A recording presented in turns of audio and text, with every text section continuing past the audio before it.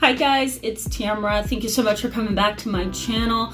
Welcome back. Today, we're actually going to be starting or continuing our conversation of relationships, trauma, and psychopathy. We've been talking a lot about trauma and questionnaires and checklists, and my goal was to give you guys resources that you can actually use in daily life, right? So you can use the ACE score, you can use the resiliency questionnaire, you can use all of those things even in your treatment, whether that's with your psychiatrist, a therapist, or a PCP. So we did all of that. But now we're going to be jumping into focusing on relationship characteristics and psychopathy and some of the character pathology that a lot of us have probably had experiences with. All right, so today we're going to be talking about that. Thank you so much for coming back to my channel. For those who are subscribed and for those who are new to the channel, I encourage you to hit this button right over here, the subscribe button, and stick around with us.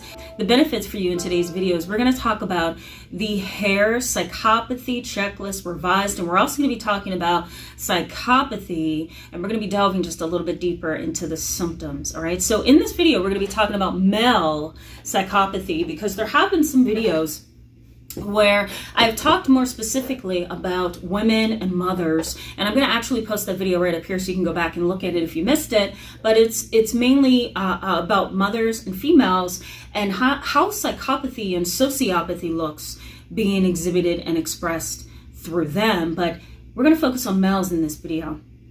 So there's a very popular checklist that is often used by forensic investigators, forensic psychologists, criminal detectives, police, when trying to identify psychopathy in an individual who has created a heinous crime, a murder, or even a massacre. So there are certain checklists and tests that have been developed over time by psychologists and forensic psychologists to identify character pathology. When we think about the most recent massacres, the one that happened in El Paso, Texas, and the one that happened in Dayton, Ohio, and tons of other massacres that have happened prior to those two, you can't help but question, is the individual behind the gun just ignorant and unlearned and feels entitled and slighted, right? Is that just it? Or is there psychopathy here? What has happened to them over time throughout the lifespan that they have become this way? Was it trauma? And we've talked a lot about this last week. Was it trauma? Was it abuse? Was it neglect? You know, would he score high on the ACE questionnaire? Would he score low on the resiliency questionnaire? Like, what's going on here? So because it's a little hard to identify historical trauma, childhood trauma, a lot of forensic psychologists and criminal investigators, they go to checklists such as the HARE checklist revised. It's actually called, and I'm going to put it over here for you, it's the HARE Psychopathy Checklist, and it was revised. And the whole idea behind that checklist is, you know, we're going to administer this to a psychopath, or who we suspect to be a psychopath, and we're going to look at 20 character flaws, 20 character traits, or personality traits, I should say, that can help us understand if this individual is a full-blown psychopath or if they're headed there. Okay, so I'm going to go through what those 20 are, and I'm not going to give you all 20. I'm actually going to post it in the description box for you, so you can go ahead and scroll through and look at those characters. But I want to point out a couple. When I see, before we do that, when I see people in my office, whether that's parents, extended family members, juvenile delinquents, sometimes fathers who are asking for counseling from me, I look for, you know, 3 most important traits that, if they are missing, shows me that you're most likely a psychopath. So what I'm looking for is a pervasive character pathology. Remember, personality disorders, which I discussed in this video up here, personality disorders are chronic and pervasive. They are lasting very firmly over the lifespan. There's nothing that can come in between that individual and those personality traits to fix it. Medication can't help it. Counseling is very difficult. Accountability is often not there. And so when that happens, the individual just continues to grow and develop into their pathology. And then you have a full-blown psychopath, especially if they're being reinforced. So let's say, for example, you have a psychopath who murdered somebody. Well, he got so many years because he was so charming and so, handsome and so beautiful and wonderful and talented. The judge gave him 20 years. So, okay, he committed the murder at age 20. He's out so many years later, and he's been reinforced in a sense, because what the criminal justice system has said to him is, as long as you are charming, as long as you are beautiful and wonderful and smart and elegant, we're not going to really punish you. We're going to give you a slap on the hand, and that's as far as we're going to go. So sometimes psychopaths get reinforced by the criminal justice system when they don't get the time that's deserved. It's really hard to counsel psychopaths because we have that reinforcement sometimes. And the reinforcement may start at younger ages too. So let's say if we're dealing with a juvenile delinquent, we may have a judge who gives that juvenile delinquent a very, very light sentence because I just like the kid. He seems like a good kid, but that kind of reinforces the bad behavior. So they steal, they rob, or they set up some kind of robbery, and they get a smack on the hand. Well, what do you think they're going to do so many years later? They're going to stay out from under the criminal and juvenile justice system for just a little bit, but they're going right back because they're going to do something else. So in order for us as clinicians and researchers and psychologists to figure out what's what, we administer tests such as the Hare Psychopathy checklist revised. We administer those in hopes of narrowing down our view of this person's real issue.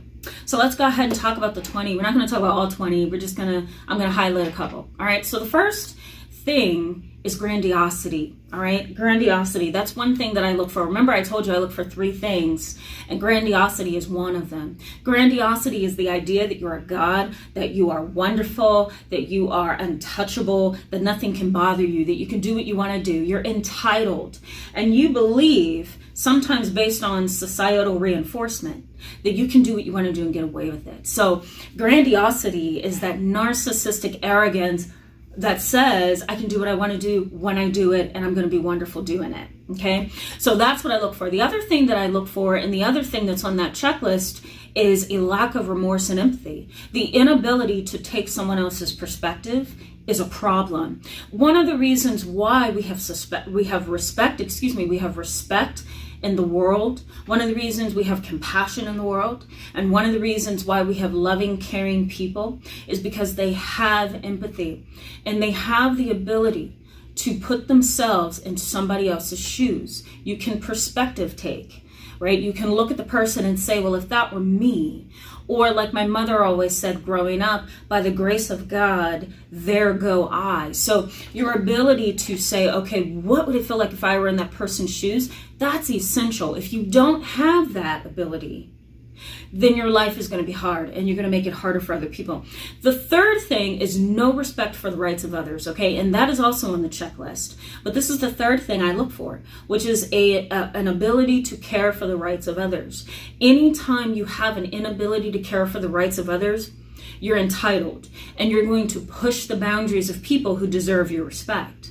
And so that's a problem. If you don't have respect for the rights of others, somebody else's life, somebody else's family, somebody else's job status, somebody else's income, if you don't have a respect for that, the right that they have to live a life, to make money, to be successful, to be healthy, to be a human being, you are a psychopath because you don't have the ability to, again, perspective take. You have no theory of mind. You have no ability to say, you know what, if that were my husband, I would be no more good if somebody murdered him. But an individual who has an inability to do that, right, an inability to respect the rights of others, that's a psychopath. Let's talk about the kid from El Paso, Texas.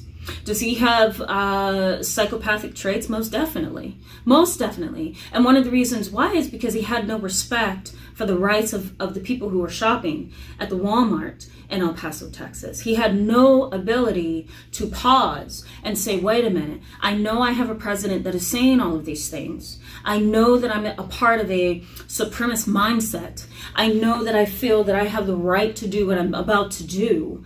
But these are humans. These are children. This is back to school shopping. They have the right to do the things that I have done in my life and in my family. And the inability to understand that and respect that is a major problem.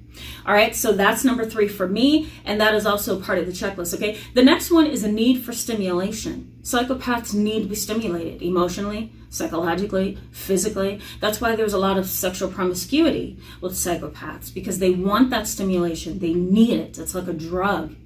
The next one is pathological lying. I'm going to post my video up here. I talk a lot on this channel about pathological lying.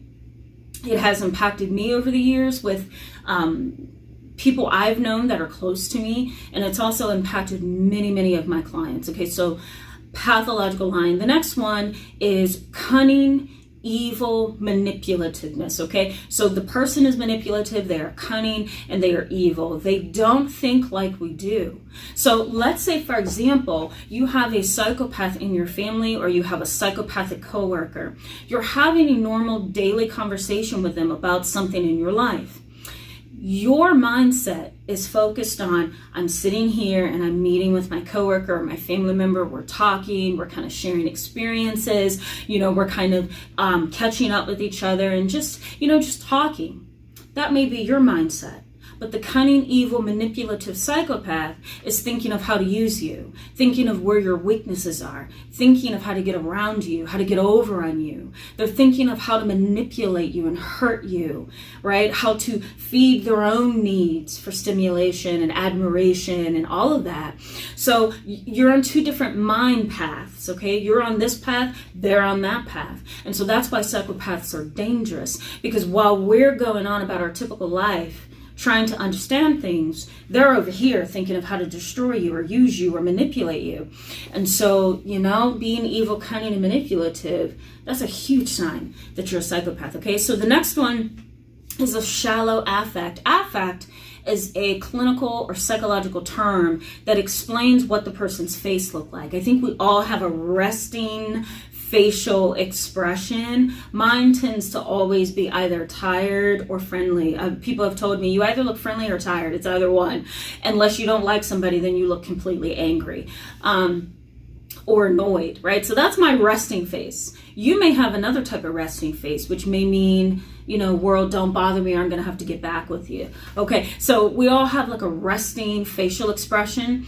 And so that's what affect is, okay? So a psychopath sometimes has a shallow affect. It's very plastered. It's very unnatural. It's very much put together. There's nothing really genuine about their affect. They're just going along just to go along and to be approved of. You may also see some histrionic traits. I'm going to post a video up here where I talked about histrionic personality disorder, but you may notice some histrionic traits where the person's very aggressive, loud, theatrical, attention seeking. Okay, the next is callous. Psychopaths are callous. They can murder and murder and murder, and nothing bad is going to happen to them psychologically or emotionally. If those of us who have empathy hurt somebody else, we feel terrible. We can't sleep, we can't rest, we can't go on. A psychopath can. They can murder somebody and then come out the next day with a smile on their face, go grocery shopping, buy some new clothes, and everything is wonderful. That's how callous and cold they are. They don't have the psychological or emotional makeup to be like another human being. For lack of a better word, they can almost be animalistic, right? They can do things that you wouldn't think humans could do. Okay, the next is sexual promiscuity, and I talked a little bit about this a couple minutes ago. They're very stimulation seeking. They want that stimulation, and sometimes it's sexual. Sometimes it's financial, and other times it's power and authority that they want. But sometimes it's sexual promiscuity. The next is irresponsibility. Psychopaths are just irresponsible. They're irresponsible with their jobs. They're irresponsible in their family relationships. They're irresponsible in terms of marriage. They just can't do it. They don't have the capacity again to be empathetic and respect the rights of others. And so when you don't have those two things, you're going to be irresponsible. You don't see a need to be responsible. All right, the next one is no accountability, and that's very obvious, right? They don't take responsibility. There's often juvenile delinquency, and I think I may have giving you an example of this. Let me give you another really brief example of this, and I will show you. When I have juvenile delinquents in my office, or juveniles who are adjudicated delinquent, I try to explain to their parents that it's a scale that I use to help you visualize what this looks like. Now, juvenile delinquency in my book is like on a spectrum. And at the end of the spectrum, sometimes it's ADHD or non-compliant behavior. Okay, so you may have a 5-year-old who's very hyperactive and inattentive. They can't sit, they can't listen to rules, they can't stop. They're like a motor all the time. You can also have non-compliance where they just don't want to listen and follow rules, all right? So we have that at level 1, okay?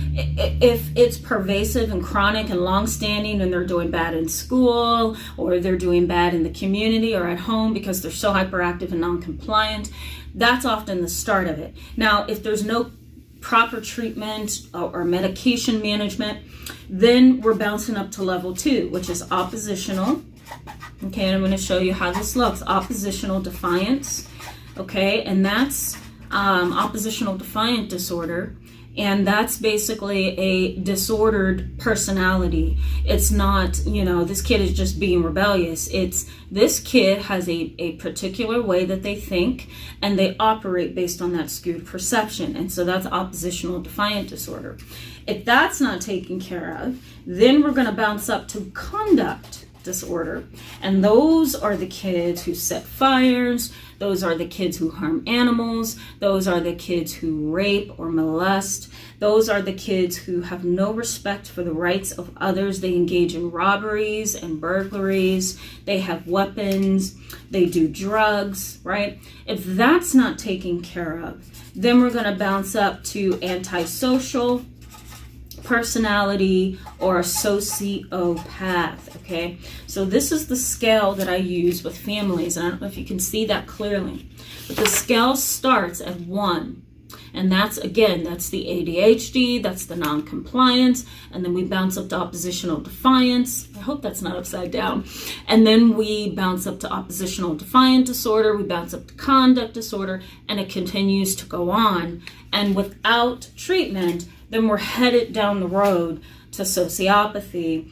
And, when you have an individual who feels that they are entitled and they feel that, they don't owe you anything, they can slide into becoming a psychopath. They have been reinforced by society, their families, right? That kind of thing. All right, so let's go to the next one. So juvenile delinquency is that, okay? The next is criminal versatility.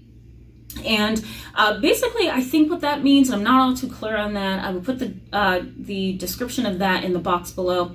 Okay, they can kind of change up their criminal acts. So I think I'm going to engage in burglary one day, and I think the next day I'll do mail tampering.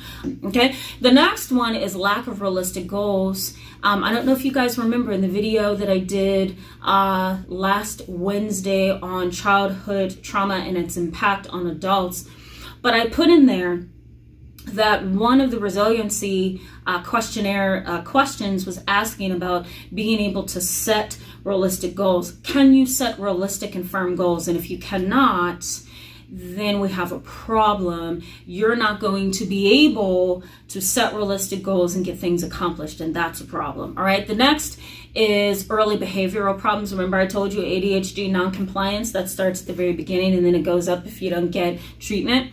And what's called a parasitic lifestyle. And basically that means that you harm other people for your benefit. You do things at the expense of others.